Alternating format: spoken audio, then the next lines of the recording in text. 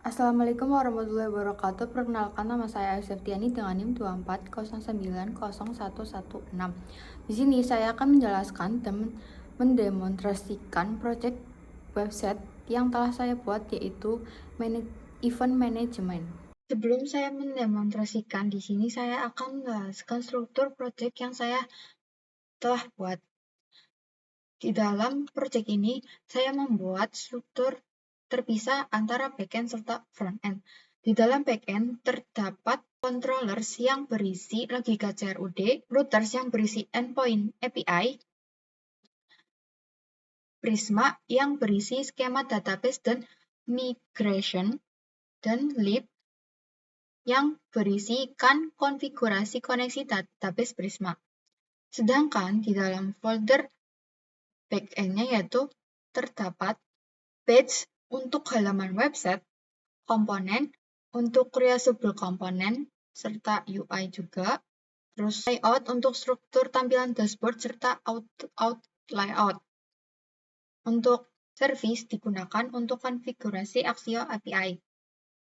Sedangkan store digunakan untuk authentication state menggunakan Justen. Selanjutnya, saya akan menjelaskan struktur database yang digunakan. Di dalam website ini terdapat 3 modul utama, yaitu kategori, speaker, serta event.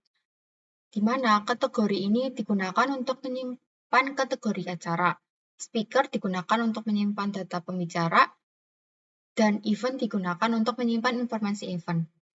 Pada database ini itu terdapat relasi antar tabel di mana event itu terhubung ke kategori dan speaker. Ini relasi dari kategori dan speakernya. Yaitu ketika user membuat event baru, user itu wajib memilih kategori dan speaker menggunakan drop-down dinamis yang telah dibuat. Kita dilihat pada skemanya itu, model event itu memiliki file kategori ID dan speaker itu memiliki file speaker ID yang berfungsi sebagai foreign key. Bagian backend, website ini tuh menggunakan REST API dengan Express.js, yang dimana routers digunakan untuk mendefinisikan endpoint API. Di sini contohnya ada GET, digunakan untuk mengambil data, terus kayak POST, digunakan untuk menambah data, terus kayak GetID itu tuh mengambil data berdasarkan ID, terus kayak put digunakan untuk mengupdate data berdasarkan ID, serta delete digunakan untuk menghapus data berdasarkan ID. Selanjutnya yaitu saya akan mendemonstrasikan fitur login dan authentication. Nah, pada halaman ini, user itu diminta memasukkan NIM dan password, yang dimana validasi form pada halaman login ini itu menggunakan React Log Form dan Suite Schema. Jika dilihat pada source code login ini tuh kayak terdapat skema validation yang memastikan bahwa NIM itu wajib diisi, terus kayak password harus minimal 8 karakter.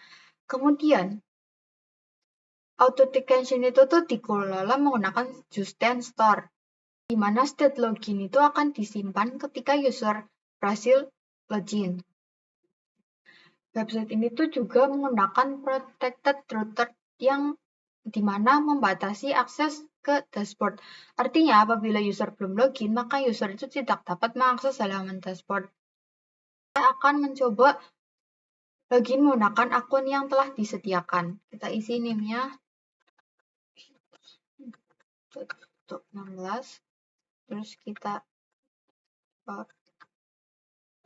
password 123, terus kita pencet login.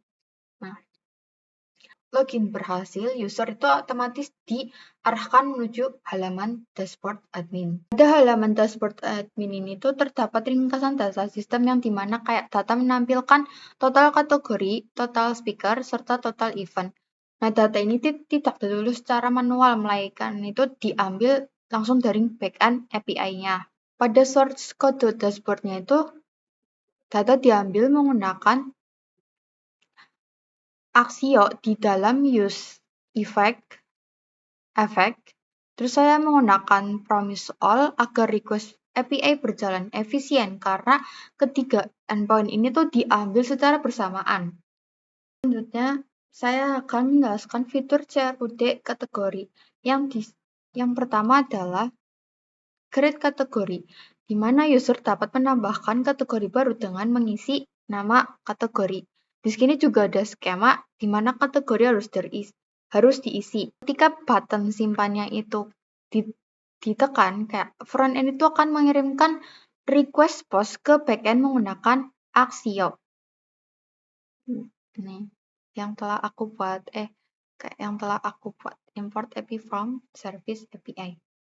Jadi pada backend itu tuh kayak request tersebut diterima oleh controller, terus kayak kemudian disimpan ke database menggunakan Prisma.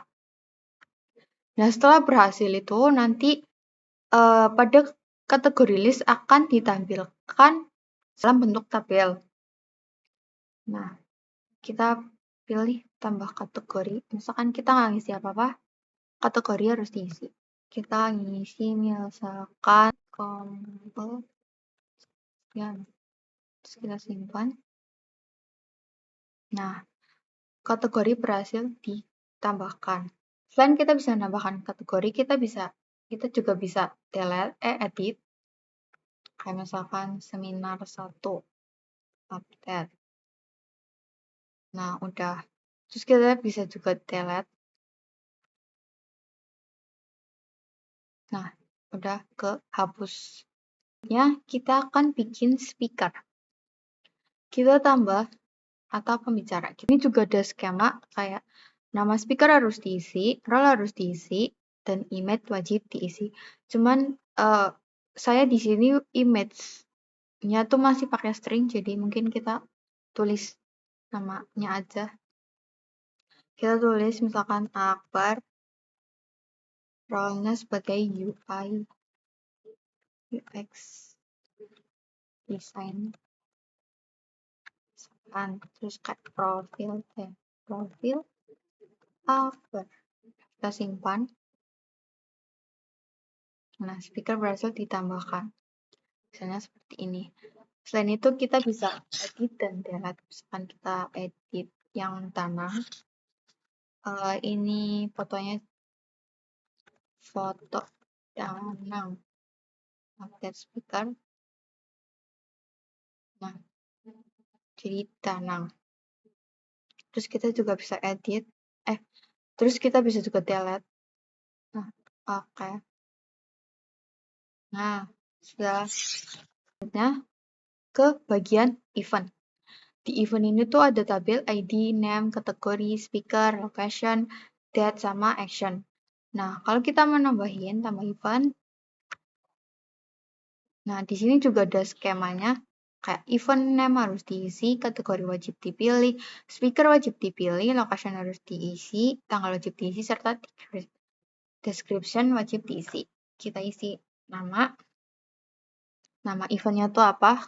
Misalkan workshop UI, UX. Terus kita pilih kategorinya itu workshop.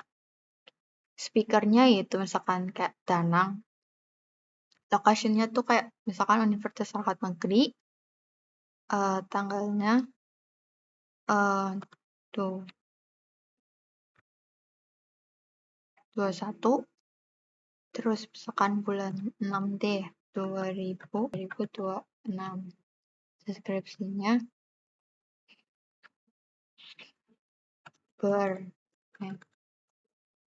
bertempat di lab komputer.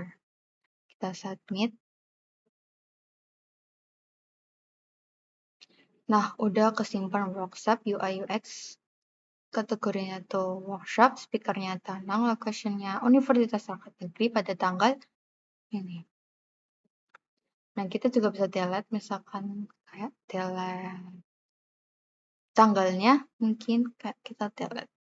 Jadi 22, terus update event.